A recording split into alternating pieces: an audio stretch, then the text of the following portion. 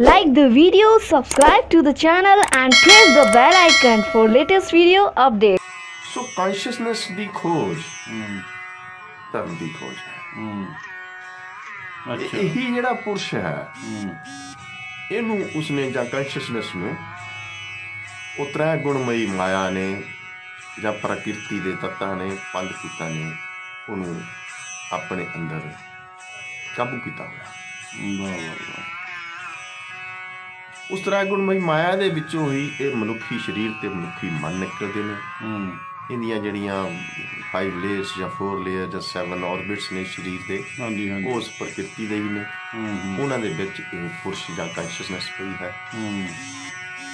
ਸੋ ਇਹ ਸਰੀਰ ਤਾਂ ਆਉਂਦੇ ਜਾਂਦੇ ਰਹਿਣਗੇ, ਮਨ ਵੀ ਆਉਂਦਾ ਜਾਂਦਾ ਰਹੇਗਾ, ਲੇਕਿਨ ਉਹਦੀ ਕੌਨਸ਼ੀਅਸਨੈਸ ਹੈ ਉਹ ਨਾਨਕ ਦੇ ਮੂਲ ਮੰਤਰ ਦੇ ਮੁਤਾਬਕ अगर असी आप याद कर लीए एक ओंकार सतनाम करता पुरख निर्भव अकाल अमूरत आजूनी साहबान गुरप्रसाद स्वैभंग पहला ਉਹਦੇ ਕਰੈਕਟ ਗਣਾ ਤੇ ਅਖੀਰ ਤੇ ਕਹਤਾ ਉਹ ਸਿਰਫ ਲੂਮੀਨਸ ਹੈ। ਉਸੇ ਸਿਰਫ ਲੂਮੀਨਸ ਨੂੰ ਆਪਾਂ ਇਹ ਵਾਰਤਾ ਸ਼ੁਰੂ ਕਰਨ ਤੋਂ ਪਹਿਲਾਂ ਮੈਂ ਨਮਸਕਾਰ ਕੀਤੀ ਸੀ। ਦਰਸ਼ਕੋ ਹੁਣ ਅਸੀਂ ਬੈਠੇ ਹਾਂ ਗੁਰੂ ਨਾਨਕ ਮਿਸ਼ਨ ਹਸਪੀਟਲ ਜਲੰਧਰ ਲਾਗੇ ਡਾਕਟਰ ਜਸਵੀਰ ਸਿੰਘ ਦਸਾਂਝ ਜੋ ਕਿ ਬਹੁਤ ਫੇਮਸ ਸਕਿਨ ਸਪੈਸ਼ਲਿਸਟ ਨੇ, ਪਰ ਇਹਦੇ ਨਾਲ ਨਾਲ ਬਹੁਤ ਅੱਛੀਆਂ ਅਧਿਆਤਮ ਦੀਆਂ ਗੱਲਾਂ ਵੀ ਜਾਣਦੇ ਹੈਗੇ। ਡਾਕਟਰ ਸਾਹਿਬ ਤੋਂ ਅੱਜ ਦੁਨੀਆ ਇੱਧਰ ਉੱਧਰ ਭੰਬਲ ਭੂਸੇ 'ਚ ਪਈ ਹੈਗੀ ਆ, ਕੁਛ ਅਧਿਆਤਮਵਾਦ ਬਾਰੇ ਗੱਲ ਕਰਾਂਗੇ। ਡਾਕਟਰ ਸਾਹਿਬ ਕੀ ਸਾਡੇ ਦਰਸ਼ਕਾਂ ਨੂੰ ਦੱਸਣਾ ਚਾਹੁੰਦੇ ਹੋ? ਮੈਂ डॉक्टर जसवीर सिंह दसांझ अपने सारे दोस्तों का अभिनंदन करता हाँ और थोड़े सब के अंदर स्वै प्रकाशमान जोत को प्रणाम करता। Thank you doctor. मेरा प्रणाम पूर्ण करना। हाँ जी हाँ जी। पिछले बहुत अरसे तो जे कह लीए कि घट्टो घट्ट 30-35 साल तो जी अध्यात्म निकेतन नाम की संस्था वालों असीं एक मैगजीन भी करते रहे हैं फरकारा जी, और कॉन्शियस एवोल्यूशन अवेयरनेस दे मुद्दे के उपर एक मूवमेंट भी चलाते रहे हैं, लाइफ अवेयरनेस मूवमेंट जी। उसका मुख्य मंतव सी to contribute to make this society and earth more beautiful जी। ये साडा मोटो सीगा जी जी। सो उस मोटो दे नूं मुख रखते हुए किस तरीके नाल असीं इस सोसाइटी नूं ते इस अर्थ नूं होर ब्यूटीफुल बना सकते हैं, उहदे वास्ते जो भी with the grace of the Almighty or with the grace of the Guru जी दो चीज़ां दी समझ आई जी। एक अवेयरनेस हाँ जी and second conscious evolution. Awareness and conscious evolution. हाँ जी हाँ जी, ये साढ़े दर्शकों को दस दिओ आम भाषा में की चीज़ है। अवेयरनेस जागरण जी। भारतीय हिंदू दर्शन का जो मैक्सिमम एम्फेसिस है दैट इज ऑन जागरण। जी जी। अनफॉर्चुनेटली जागरण को असीं बहुत ही गलत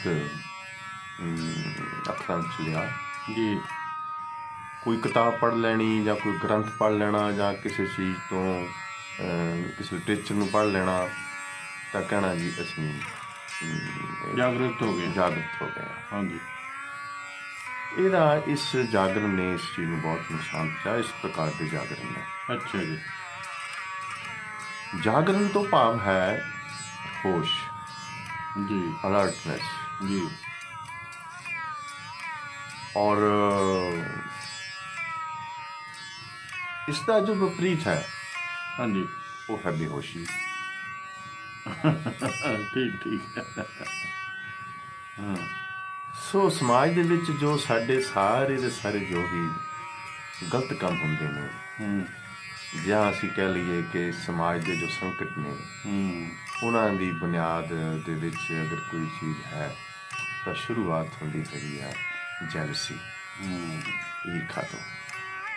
ਈਰਖਾ ਦੇ ਵਿੱਚੋਂ ਪੈਦਾ ਹੁੰਦਾ ਹੈਗਾ ਨਫ਼ਰਤ, ਹੇਟਰੇਟ। ਉਸ ਦੇ ਵਿੱਚੋਂ ਕ੍ਰੋਧ ਪੈਦਾ ਹੁੰਦਾ ਹੈਗਾ, ਐਂਗਰ ਪੈਦਾ ਹੋ ਗਿਆ, ਐਂਡ ਉਸ ਦੇ ਵਿੱਚੋਂ ਹੀ ਪੈਦਾ ਹੋ ਗਿਆ ਵਾਇਲੈਂਸ। ਵਾਹ ਵਾਹ, ਕਿਆ ਬਾਤ। ਸੋ ਇਹ ਜਿਹੜੇ 3-4 ਚੀਜ਼ਾਂ ਨੇ, ਜੈਲਸੀ, ਹੇਟਰਡ, ਈਗੋ, ਵਾਇਲੈਂਸ, ਇਹ ਸਭ ਚੀਜ਼ਾਂ ਜਿਨ੍ਹਾਂ ਨੂੰ ਅਸੀਂ ਕਹਿ ਦਿੰਦੇ ਹਾਂ ਕਿ ਇਹ ਕੰਸੀਡਰ ਕੀਤਾ ਜਾਂਦਾ ਕਿ ਸਿਨ ਨੇ, ਪਾਪ ਨੇ, ਇਹਨਾਂ ਵਿੱਚੋਂ ਨਿਕਲਦੇ ਨੇ ਸਭ ਕੁਝ। ਜੋ ਵੀ ਅਸੀਂ ਮਨ ਦੀ ਅਸ਼ੁੱਧੀ ਹੁੰਦੀ ਹੈ ਜਾਂ ਕੁਝ ਹੋਰ ਵੀ ਗਲਤ ਕੰਮ ਕਰਦੇ ਹਾਂ, ਉਹ ਇਹਨਾਂ ਦੀ ਬੁਨਿਆਦ ਇਹ 4-5 ਜ਼ਹਿਰਾਂ ਨੇ ਜਾਂ ਪੋਇਜ਼ਨਸ ਨੇ। ਜੀ ਜੀ। ਲੇਕਿਨ ਇਹ ਪੋਇਜ਼ਨ ਦੀ ਜੋ ਰੂਟ ਹੈ, ਹਾਂਜੀ, ਜਿਸ ਕਰਕੇ ਇਹ ਚੀਜ਼ਾਂ ਪੈਦਾ ਹੁੰਦੀਆਂ ਨੇ, ਉਹ ਮਨੁੱਖ ਦੀ ਬੇਹੋਸ਼ੀ ਹੈ। ਵਾਹ ਵਾਹ ਵਾਹ। ਅਨਕਨਸ਼ੀਅਸਨੈਸ ਮਨੁੱਖ ਦੀ। ਮਨੁੱਖ ਜਾਗਦਾ ਹੀ ਬੇਹੋਸ਼ ਹੈ, ਮਤਲਬ ਤੁਹਾਡੇ ਕਹਿਣ ਦਾ ਮਤਲਬ। ਮਨੁੱਖ ਦਾ ਪਰਸਾ ਇੱਦਾਂ ਹੈਗਾ ਕਿ ਇਸ ਵੇਲੇ ਜਿਹੜਾ ਅਸੀਂ ਜੀਵਨ ਬਤੀਤ ਕਰ ਰਹੇ ਹਾਂ, ਹਾਂਜੀ, it is a life of A sleep Walker. ਬਿਲਕੁਲ ਠੀਕ ਹੈ। ਅਸੀਂ ਸੁੱਤੇ ਪਏ ਹੀ ਜੀਵਨ ਬਤੀਤ ਕਰ ਰਹੇ ਹਾਂ। ਜੀ ਜੀ। ਇਹੀ ਸਾਡੀ ਅਨਕਨਸ਼ੀਅਸਨੈਸ ਹੈ। ਔਰ ਇਹ ਅਨਕਨਸ਼ੀਅਸ ਕੋਈ ਇਕੱਲੀ ਇਸ ਜਨਮ ਦੀ ਨਹੀਂ, ਪਤਾ ਨਹੀਂ ਅਸੀਂ ਕਿੰਨੇ ਹੋਰ ਪਿਛਲੇ ਜਨਮ ਇਸ ਅਨਕਨਸ਼ੀਅਸਨੈਸ ਦੇ ਵਿੱਚ ਹੀ, ਬੇਹੋਸ਼ਮਈ ਅਵਸਥਾ ਦੇ ਵਿੱਚ ਹੀ ਬਿਤਾਏ ਨੇ। तो जितनी देर तक ये बेहोशी है, उतनी देर तक ये समाज ਨੂੰ ਅਸੀਂ ਜੋ ਵੀ ਪਲੀਤ ਕਰਨ ਦੇ, ਜੋ ਵੀ ਗੰਦਾ ਕਰਨ ਦੇ, ਜੋ ਕੁਝ ਅਸੀਂ ਕਰ ਰਹੇ ਹਾਂ, ਚਾਹੇ ਉਸ ਨੂੰ ਅਸੀਂ ਨਾ ਆਪਣੀ ਮਾਡਰਨਾਈਜੇਸ਼ਨ ਦੇ ਲਈਏ, ਅਰਬਨਾਈਜੇਸ਼ਨ ਦੇ ਲਈਏ, ਵੈਸਟਰਨਾਈਜੇਸ਼ਨ ਦੇ ਲਈਏ, ਮਾਡਰਨ ਸਾਇੰਸ ਐਂਡ ਟੈਕਨੋਲੋਜੀ ਨੂੰ ਵਰਤ ਲਈਏ, ਮਾਡਰਨ ਸਾਈਕੋਲੋਜੀ ਹੋ ਜਾਏ, ਮਾਡਰਨ ਲਿਟਰੇਚਰ ਹੋ ਜਾਏ, ਮਾਡਰਨ ਫਿਲਾਸਫੀ ਹੋ ਜਾਏ, ਜੋ ਕੁਛ ਵੀ ਇਹ ਅਸੀਂ ਸਾਨੂੰ ਦੇਖਣ ਨੂੰ ਮਿਲ ਰਿਹਾ, ਇਹ ਮਨੁੱਖ ਦੀ ਇਟ ਇਜ਼ ਆਊਟ ਆਫ ਅਨਕਨਸ਼ੀਅਸਨੈਸ। ਜੀ ਜੀ। ਐਂਡ ਇਸੇ ਕਰਕੇ ਹੀ ਸੰਕਟ ਇਤਨੇ ਗਹਿਰੇ ਹੋ ਰਹੇ ਨੇ, ਹਾਂਜੀ, because of this unconsciousness and the so called material development and this society ਦੀ ਜਿਹਨੂੰ ਅਸੀਂ ਕਹਿੰਦੇ ਬਹੁਤ ਵਿਕਾਸ ਕਰ ਰਹੀ ਹੈਗੀ ਆ। ਹਾਂਜੀ। ਤੁਸੀਂ ਪਰ ਸਾਹਿਬ ਦੇਖੋ ਕਿ ਉਸ ਡਿਵੈਲਪਮੈਂਟ ਦੇ ਵਿੱਚ ਮਨੁੱਖ ਪਾਗਲ ਕਿਸ ਹੱਦ ਤੱਕ ਹੋ ਗਿਆ। ਬਿਲਕੁਲ, ਰਿਸ਼ਤੇ ਭੁੱਲ ਗਏ ਸਾਰੇ। ਇਤਨੀਆਂ ਮੈਂਟਲ ਏਲਮੈਂਟਸ ਡਿਵੈਲਪ ਹੋ ਗਈਆਂ ਕਿ ਅਲਟੀਮੇਟਲੀ ਜਿਹੜਾ ਐਂਡ ਹੈ ਉਸਦਾ ਡਿਪਰੈਸ਼ਨ, ਡਿਪਰੈਸਿਵ ਸਾਈਕੋਸਿਸ ਐਂਡ ਸਕਿਜ਼ੋਫਰੀਨੀਆ, ਸਪਲਿਟ ਪਰਸਨੈਲਿਟੀ। ਜੀ ਜੀ। ਐਂਡ ਇਤਨਾ ਪਰੇਸ਼ਾਨ ਹੈ ਮਨੁੱਖ ਅੱਜ ਕਿ ਉਹ ਸੁਸਾਈਡ, ਆਤਮਘਾਤ ਕਰਨ ਨੂੰ ਤੇ ਕਗਾਰ ਤੱਕ ਪਹੁੰਚ ਜਾਂਦਾ ਹੈ। ਇਹ ਸਾਰੀਆਂ ਜਿਹੜੀਆਂ, ਅੱਛਾ ਹੋਰ ਦੇਖੋ, ਜਿੰਨੀ ਵੀ ਸਾਡੀ ਅਸੀਂ ਇੱਕ ਬਹੁਤ ਵੱਡੀ ਪ੍ਰੋਬਲਮ ਹੈ ਮਾਡਰਨ ਜ਼ਮਾਨੇ ਵਿੱਚ, ਡਰੱਗ ਐਡਿਕਸ਼ਨ, ਉਹ ਵੀ ਇੱਕ ਬਿਮਾਰੀ ਹੈ। ਉਹ ਬਿਮਾਰੀ ਹੈ, ਉਹ ਕੋਈ ਕਹਿ ਦਿੰਦੇ ਨੇ ਅਸੀਂ ਐਡਿਕਸ਼ਨ, ਲੇਕਿਨ ਇਟਸ ਬਿਮਾਰੀ। ਇਹ ਜਿੰਨੀਆਂ ਵੀ ਬਿਮਾਰੀਆਂ ਨੇ, ਮਾਡਰਨ ਬਿਮਾਰੀਆਂ ਨੇ ਜੋ ਨਿਕਲੀਆਂ ਨੇ ਮਾਡਰਨ ਸਾਇੰਸ ਐਂਡ ਟੈਕਨੋਲੋਜੀ ਜਾਂ ਮਾਡਰਨ ਵਿਕਾਸ ਵਿੱਚੋਂ, ਮਟੀਰੀਅਲ ਡਿਵੈਲਪਮੈਂਟ ਵਿੱਚੋਂ, ਮਟੀਰੀਅਲ ਪ੍ਰੋਸਪੈਰਿਟੀ ਵਿੱਚੋਂ, ਇਹ ਜੋ ਨਿਕਲੀਆਂ ਨੇ, ਇਹਨਾਂ ਨੇ ਮਨੁੱਖ ਨੂੰ ਬਹੁਤ ਬੁਰੀ ਤਰ੍ਹਾਂ ਮੈਂਟਲ ਏਲਮੈਂਟਸ ਦੇ ਵਿੱਚ ਫਸਾ ਕੇ ਰੱਖਦਾ ਹੈ। ਜੀ ਜੀ। ਇਹ ਕ੍ਰਾਈਸਿਸ ਬਣ ਗਿਆ, ਮਾਡਰਨ ਸੋਸਾਇਟੀ ਦਾ ਕ੍ਰਾਈਸਿਸ ਹੀ ਇਹ। ਮੈਂ ਜਿਹੜੀਆਂ 5 ਦੁਨੀਆਂ ਸੀਗੀਆਂ ਅਨਕਨਸ਼ੀਅਸ ਤੋਂ ਨਿਕਲੀਆਂ, ਫਿਰ ਮੈਂ ਰਿਪੀਟ ਕਰਾਂਗਾ। ਸਭ ਤੋਂ ਵੱਡੀ ਬਿਮਾਰੀ ਮਨੁੱਖ ਦੀ ਈਰਖਾ। ਈਰਖਾ ਦੇ ਵਿੱਚੋਂ ਇਹ ਨਫ਼ਰਤ ਨਿਕਲਦੀ ਹੈਗੀ ਆ ਕਿ ਦੂਸਰੇ ਪਾਸ ਆਹ ਚੀਜ਼ ਹੈ, ਮੇਰੇ ਪਾਸ ਨਹੀਂ। ਇੱਥੋਂ ਗੱਲ ਸ਼ੁਰੂ ਹੋ ਜਾਂਦੀ। दूसरे पास वाधू इंटेलेक्ट है, मेरे पास नहीं। दूसरे पास वड्डी कार है, मेरे पास नहीं। दूसरे पास वड्डा कार है, मेरे पास नहीं। ये सिलसिला अगे इस तरीके नाल चलदा कि ये जब तक मनुख जागरूक नहीं हुंदा, ये मनुख की अनकॉन्शियसनेस इस सोसाइटी नूं होर गंदले तो गंदला बनाउंदी जा रही हैगी। एंड इतना बेहोश है मनुख कि कदे ਉਹਨੂੰ ਅਸੀਂ ਕਹਿ ਦਈਏ ਕਿ ਵੀ ਤੂੰ ਹੋਸ਼ ਕਰ ਲਾ। ਮੈਨੂੰ ਇੱਕ ਵਿਅਕਤੀ ਨੇ ਇੱਕ ਵਾਰੀ ਇੱਕ ਸਵਾਲ ਪੁੱਟ ਕੀਤਾ ਕਿ ਡਾਕਟਰ ਸਾਹਿਬ ਤੇਰੀ ਕੋਈ ਸਮਝ ਨਹੀਂ ਆਉਂਦੀ, ਪਹਿਲਾਂ ਤੇ ਦੱਸ ਕਿ ਤੇਰਾ ਧਰਮ ਕੀ ਆ। ਤੂੰ ਹਿੰਦੂ ਆ, ਤੂੰ ਮੁਸਲਮਾਨ ਆ, ਤੂੰ ਸਿੱਖ ਆ, ਬੋਧੀ ਆ, ਜੈਨੀ ਆ, ਤੂੰ ਆਸਤਕ ਆ ਕਿ ਨਾਸਤਕ ਆ, ਤੂੰ ਕੀ ਚੀਜ਼ ਕੀ ਆ, ਤੇਰਾ ਧਰਮ ਕੀ ਆ। ਤੇ ਮੇਰਾ ਉਹਨੂੰ ਜਵਾਬ ਸੀਗਾ ਕਿ ਚਲੋ ਮੈਂ ਜੋ ਹੈ, ਮੈਂ ਤਾਂ ਜੇ ਤੁਹਾਨੂੰ ਸਮਝ ਆ ਜਾਵੇ, 3 ਗੁਣਮਈ ਮਾਇਆ, ਅਤੇ ਪੁਰਸ਼ ਦੇ ਮਿਲਾਪ ਵਿੱਚੋਂ ਨਿਕਲਿਆ ਹੋਇਆ ਪੁਤਲਾ ਹਾਂ ਤੇ ਮੇਰਾ ਧਰਮ ਹੈ ਹੋਸ਼। ਬਸ ਹੋਸ਼, ਬਸ ਹੋਸ਼। ਜਦੋਂ ਦੀ ਗੁਰੂ ਕਿਰਪਾ ਨਾਲ ਜਾਂ ਆਲਮਾਈਟੀ ਦੇ ਗ੍ਰੇਸ ਨਾਲ ਇਸ ਚੀਜ਼ ਦੀ ਸਮਝ ਆਈ ਹੈ ਤਾਂ ਇਸ ਹੋਸ਼ ਨੂੰ ਹੀ ਹੋਰ ਗਹਿਰਾ ਕਰਨ ਦੇ ਵਿੱਚ ਇਹ ਜੀਵਨ ਲੱਗ ਗਿਆ। ਔਰ ਅੱਜ ਵੀ ਇਹ ਜੋ ਅਧਿਆਤਮ ਨਿਕੇਤਨ ਦੇ ਪਲੇਟਫਾਰਮ ਤੋਂ ਜੋ ਮੈਸੇਜ ਡਾਕਟਰ ਦਸਾਂਝ ਕਨਵੇ ਕਰਨਾ ਚਾਹੁੰਦਾ ਆ ਉਹਦੇ ਵਿੱਚ ਮੇਨ ਮੈਸੇਜ ਸਾਡਾ ਇਹ ਹੋਸ਼ ਹੀ ਹੈ। ਔਰ ਬਾਕੀ ਆਪਾਂ ਅੱਗੇ ਚੱਲਾਂਗੇ, ਦੇਖਾਂਗੇ ਹੋਸ਼ ਨੂੰ ਕਿਵੇਂ ਡਿਵੈਲਪ ਕਰਨਾ। ਹਾਂਜੀ ਹਾਂਜੀ। ਇੱਕ ਦੋ ਸਵਾਲ ਮੈਂ ਆਮ ਦੇਖੋ, ਜੇ ਪੰਜਾਬ ਦੀ ਗੱਲ ਕਰੀਏ, ਸਾਡਾ ਇੱਥੇ ਸਿੱਖ ਧਰਮ ਦਾ ਬੜਾ ਪ੍ਰਭਾਵ ਹੈ, ਗੁਰੂਆਂ ਦਾ ਬੜਾ ਹੈ, ਹਿੰਦੂ ਪੋਪੂਲੇਸ਼ਨ ਵੀ ਬਹੁਤ ਹੈ, ਦੇਵੀ ਦੇਵਤਿਆਂ ਦਾ ਹੈਗਾ। ਅਤੇ ਪਰ ਸੁਸਾਇਟੀ ਵਿੱਚ ਜਿਵੇਂ ਤੁਸੀਂ ਪਹਿਲਾਂ ਵੀ ਕਿਹਾ, ਲੋਕ ਪੋਜ਼ ਕਰਦੇ ਹੈਗੇ ਆ, ਅਸਲੀਅਤ ਵਿੱਚ ਨਹੀਂ ਧਾਰਮਿਕ ਹੁੰਦੇ ਹੈਗੇ, ਮਟੀਰੀਅਲਿਸਟਿਕ ਉਹਨਾਂ ਦੀ ਸੋਚ ਟੂ ਮੱਚ ਹੈਗੀ ਆ। ਇਹਦੇ ਕੀ ਕਾਰਨ ਲੱਗਦੇ ਤੁਹਾਨੂੰ? ਦੇਖੋ ਭਾਰਤ ਸਾਹਿਬ ਇੱਦਾਂ ਆ ਕਿ ਪਹਿਲਾਂ ਤਾਂ ਸਾਨੂੰ ਇਹ ਸਮਝ ਆ ਜਾਣੀ ਚਾਹੀਦੀ ਹੈਗੀ ਆ। ਹਾਂਜੀ। ਜਿਵੇਂ ਪਹਿਲਾਂ ਕੁਝ ਲੱਛਣ ਗਿਣੇ ਨੇ, ਹਾਂਜੀ, ਉਹ ਅਧਰਮ ਵਿਅਕਤੀ ਦੇ ਲੱਛਣ ਨੇ। ਹਾਂਜੀ ਹਾਂਜੀ। ਜਾਂ ਕਹਿ ਲਈਏ ਕਿ ਇਰਲੀਜਨ ਦੇ ਜੋ ਸਿੰਪਟਮਸ ਨੇ, ਜੀ ਜੀ। ਉਹ ਇਹ ਜੈਲਸੀ ਹੋ ਗਈ, ਹੇਟਰਡ ਹੋ ਗਈ, ਈਗੋ ਹੋ ਗਈ, ਐਂਗਰ ਹੋ ਗਈ, ਵਾਇਲੈਂਸ ਹੋ ਗਈ, ਟੈਰਰਿਜ਼ਮ ਹੋ ਗਿਆ, ਐਕਸਪਲਾਇਟੇਸ਼ਨ ਹੋ ਗਈ ਦੂਸਰੇ ਦੀ। ਇਹ ਸਾਰੇ ਜਿਹੜੇ ਲੱਛਣ ਨੇ ਇਹ ਅਧਰਮ ਦੇ ਲੱਛਣ ਨੇ। ਇਸ ਤਰੀਕੇ ਨਾਲ ਕੁਝ ਧਰਮ ਦੇ ਵੀ ਲੱਛਣ ਨੇ, ਉਹ ਵੀ ਦੱਸੋ ਜ਼ਰੂਰ। ਧਰਮ ਦਾ ਜਿਹੜਾ ਪਹਿਲਾ ਲੱਛਣ ਹੈ ਉਹ ਹੈ ਸਾਦਗੀ, ਸਰਲਤਾ, ਸਹਿਣਸ਼ੀਲਤਾ, ਸਮਤਾ, ਸੱਚਾਈ, ਸੰਤੁਲਨ ਜੀਵਨ ਦਾ। ਐਂਡ ਇਸ ਦੇ ਵਿੱਚੋਂ ਵੀ ਪੈਦਾ ਹੁੰਦਾ ਕਰੁਣਾ ਅਤੇ ਪਿਆਰ। ਇਹ ਜਿਹੜੇ ਲੱਛਣ ਮੈਂ ਗਿਣੇ ਨੇ ਇਹ ਆਪਣੇ ਆਪ ਹੀ ਦਿਸ ਪੈਂਦੇ ਨੇ। ਜੋ ਤੁਸੀਂ ਸੁਸਾਇਟੀ ਵਿੱਚ ਵਿਚਰੋਗੇ ਤੇ ਪਤਾ ਚੱਲ ਜਾਏਗਾ ਕਿ ਕਿਹੜਾ ਵਿਅਕਤੀ ਕਿੰਨਾ ਕੁ ਸਿੰਪਲ ਆ, ਕਿਤਨਾ ਕੁ ਸਰਲ ਹੈ, ਕਿਤਨਾ ਕੁ ਟੋਲਰੈਂਟ ਆ ਤੇ ਕਿਤਨਾ ਕੁ ਇਨਟੋਲਰੈਂਟ ਆ। ਲੇਕਿਨ ਬੁਨਿਆਦੀ ਇਹਨਾਂ ਦੋਵੇਂ ਧਰਮ ਤੇ ਅਧਰਮ ਦੇ ਵਿੱਚ ਜੋ ਡਿਫਰੈਂਸ ਹੈ ਉਹ ਆ ਕੇ ਫਿਰ ਮੈਂ ਭਾਰਤੀ ਦਰਸ਼ਨ ਦੀ ਸਿੱਖਿਆ ਤੋਂ ਪਾਰ ਨਹੀਂ ਜਾਵਾਂਗਾ। ਹੋਸ਼, ਅਲਰਟਨੈਸ, ਭਗਵਾਨ ਬੁੱਧ ਦੀ ਸਾਰੀ ਚੀਜ਼ ਇਹ ਤੇ ਖੜੀ ਆ। ਉਹ ਕਹਿੰਦਾ ਕਿ ਹਰ ਚੀਜ਼ ਹੋਸ਼, ਖਾਣਾ ਖਾਣਾ ਹੋਸ਼, ਬੋਲਣਾ ਹੋਸ਼, ਪੜ੍ਹਨਾ ਹੋਸ਼, ਚੱਲਣਾ ਹੋਸ਼, ਹਰ ਚੀਜ਼ ਦੇ ਉੱਪਰ ਭਗਵਾਨ ਬੁੱਧ ਦਾ ਐਮਫੈਸਿਸ ਹੋਸ਼ ਉੱਪਰ ਹੈ।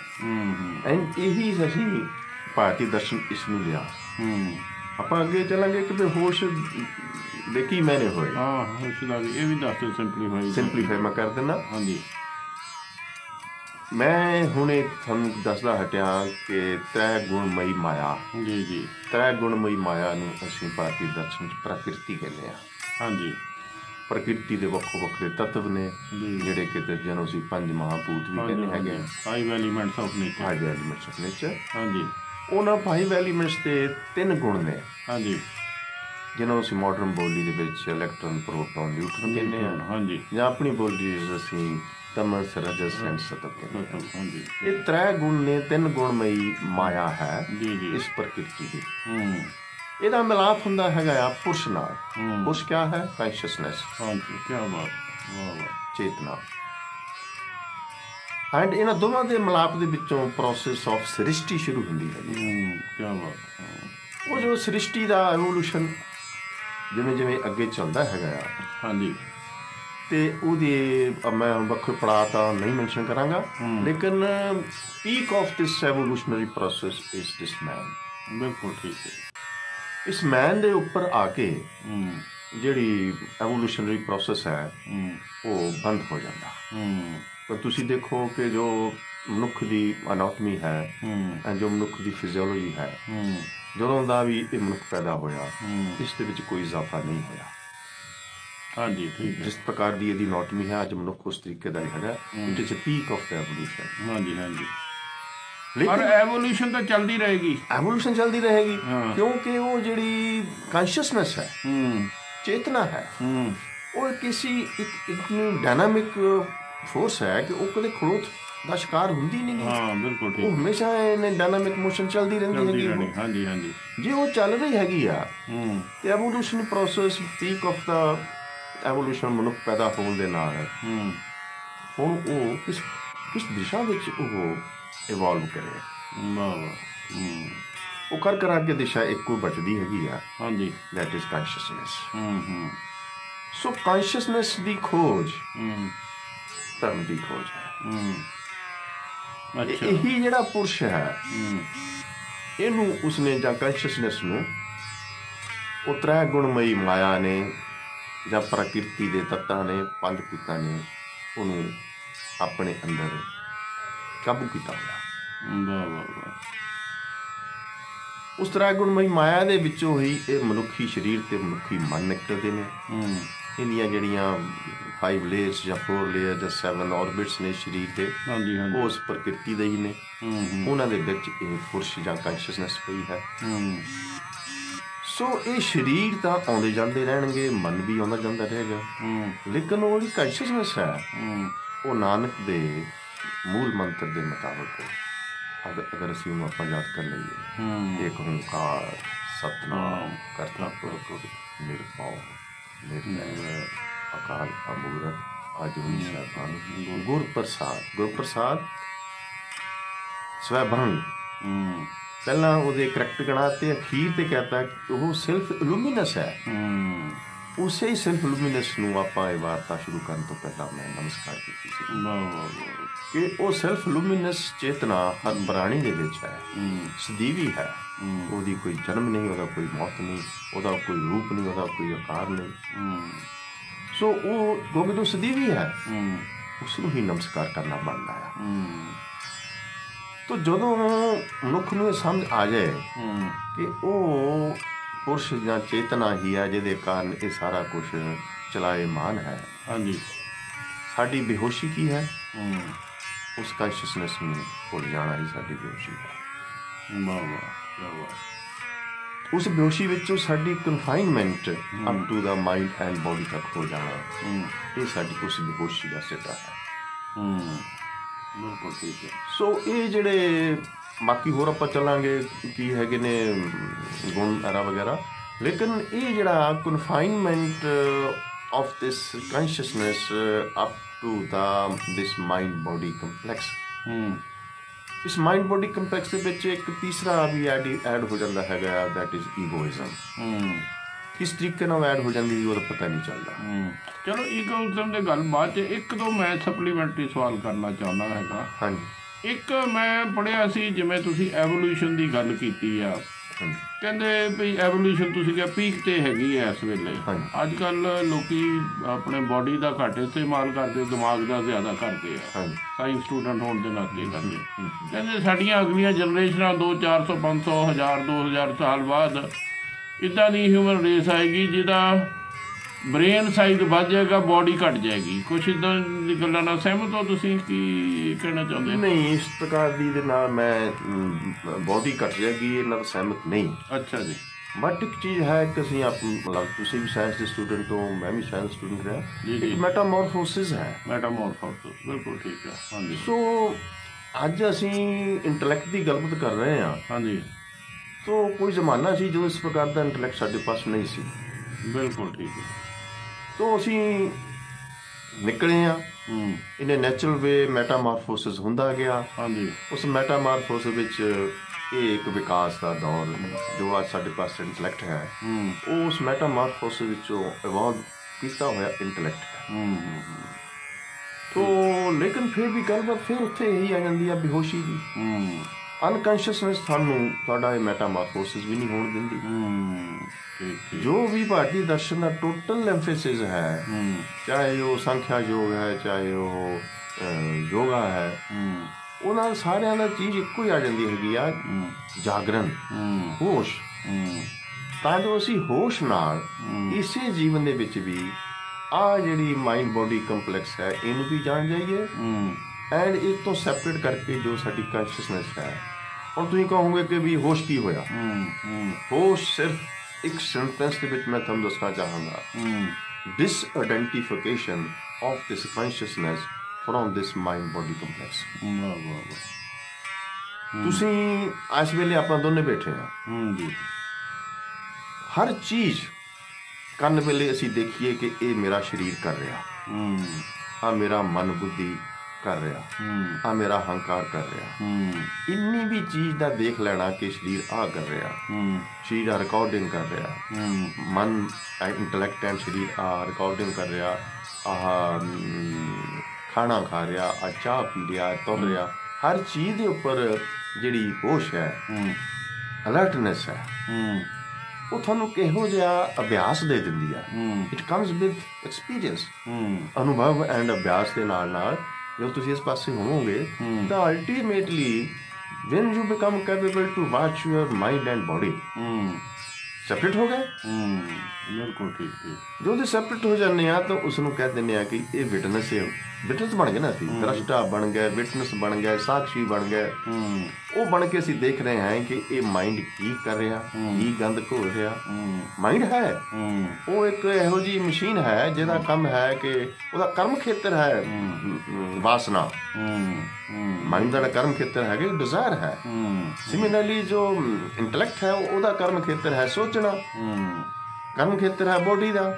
ਹਰ ਕਿਤੇ ਆਪੋ ਆਪਣੇ ਕਰਮ ਖੇਤਰ ਨੇ, ਅਸੀਂ ਉਹਨਾਂ ਨੂੰ ਜ਼ਬਰਦਸਤੀ ਕੱਟ ਨਹੀਂ ਸਕਦੇ, ਖਤਮ ਨਹੀਂ ਕਰ ਸਕਦੇ। ਲੇਕਿਨ ਉਹਨਾਂ ਤੋਂ ਛੁਟਕਾਰਾ ਪਾਉਣਾ ਆ ਤਾਂ ਉਹਦਾ ਇੱਕੋ ਇੱਕ ਤਰੀਕਾ ਹੈ ਕਿ ਅਸੀਂ ਇਹਨਾਂ ਨੂੰ ਦੇਖ ਸਕਦੇ ਹਾਂ।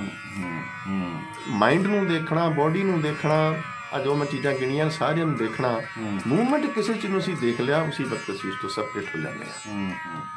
ਇਹ ਸੈਪਰੇਟ ਹੋਣਾ ਜਾਂ ਡਿਸਆਇਡੈਂਟੀਫਾਈ ਕਰਨਾ ਆਪਣੀ ਕੌਨਸ਼ੀਅਸਨੈਸ ਨੂੰ from this mind body complex is known as ਹੋਸ਼, ਅਲਰਟਨੈਸ, ਜਾਗਰਣ। ਪਹਿਲੀ ਸੀੜੀ ਹੈ ਇਹ ਧਰਮ ਦੀ ਦੁਨੀਆ ਦੀ। ਇਹ ਸ਼ੁਰੂ ਹੋ ਜਾਏ ਤਾਂ ਆਪਾਂ ਪਹਿਲਾਂ ਲਫ਼ਜ਼ ਵਰਤਿਆ ਸੀਗਾ ਮੈਟਾਮੋਰਫੋਸਿਸ। ਉਹ ਮੈਟਾਮੋਰਫੋਸਿਸ ਹੋਰ ਜਲਦੀ ਹੋ ਜਾਏਗਾ ਅਗਰ ਅਸੀਂ ਅਨਕੌਂਸ਼ੀਅਸ ਰਹੇ, ਡਿਸਆਇਡੈਂਟੀਫਾਈ ਆਪਣੀ ਕੌਨਸ਼ੀਅਸਨੈਸ ਨੂੰ ਇਸ ਮਾਈਂਡ ਬੋਡੀ ਕੰਪਲੈਕਸ ਤੋਂ ਨਾ ਕੀਤਾ ਤਾਂ ਮੈਟਾਮੋਰਫੋਸਿਸ ਦਾ ਪ੍ਰੋਸੈਸ ਸ਼ੁਰੂ ਹੋ ਜਾਏਗਾ। ਮੁੜ ਕੇ ਅਸੀਂ ਫੇਰ ਉਦਾਂ ਦਾ ਹੀ ਜਨਮ ਲਵਾਂਗੇ ਜਿੱਦਾਂ ਦਾ ਅਸੀਂ ਪਿੱਛੇ ਸੀਗੇ। ਇੱਕ ਡਾਕਟਰ ਸਾਹਿਬ ਮੈਂ ਹੋਰ ਗੱਲ ਮਾਡਰਨ ਕੰਟੈਕਸਟ ਵਿੱਚ ਪੁੱਛਣਾ ਚਾਹੁੰਦਾ।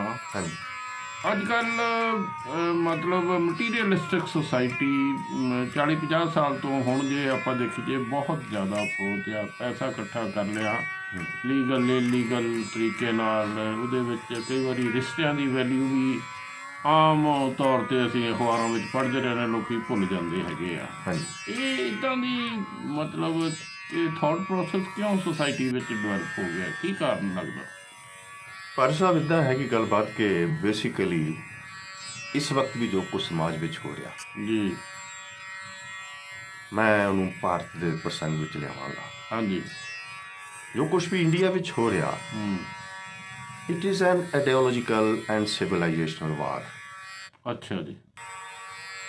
ਉਹਦਾ ਕਾਰਨ ਇਹ ਹੈਗਾ ਆ ਕਿ ਭਾਰਤ ਜਾਂ ਈਸਟ ਕਹਿ ਲਈਏ, ਇਹਦਾ ਬੁਨਿਆਦ ਹੈ consciousness. Rest of the world and particularly western world ਦੀ ਬੁਨਿਆਦ ਹੈ ਦਿਸ ਮੈਟਰ। ਹਾਂਜੀ, ਮੈਟਰ, ਬਿਲਕੁਲ ਠੀਕ ਹੈ।